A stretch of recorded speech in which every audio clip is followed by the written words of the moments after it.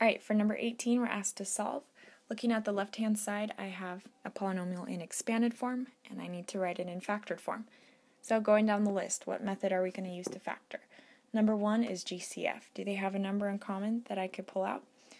Or any variables in common? No.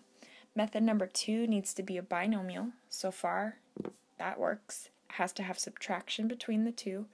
And again, so far that checks out. And they both have to be squares. Well, let's check. Is there a number times itself that gives me 4? Yes, 2 times 2. What about x squared? Yes, x times x, and then 1 times 1. So we are using method number 2 to factor. So for method number 2, you open up 2 parentheses, and you split your first term, which was 4x squared. You alternate your signs in your parentheses, one's a plus, one's a minus. So 4x squared, you split the 2's in each front spot, and then you split the x's in each front spot.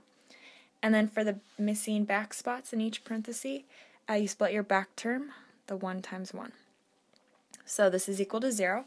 So now that it's in factored form, you can apply the zero product property, which says if you're multiplying two terms together and your answer is 0, then either the first one, the 2x plus 1, has to be equal to 0, or the second one, the 2x minus 1, has to be equal to 0.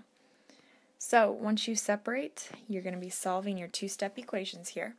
So how do I get x alone? Don't forget, always move what's not attached first. So subtract 1 from both sides, and you get 2x is equal to 0 minus 1 is negative 1.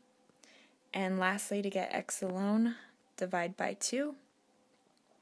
So x is equal to negative 1/2.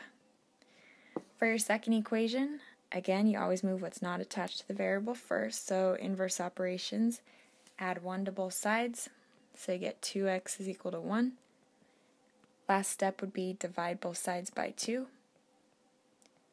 So x is equal to 1/2. So your two solutions here, write them in this box here. We have x is equal to negative 1/2 and positive 1/2.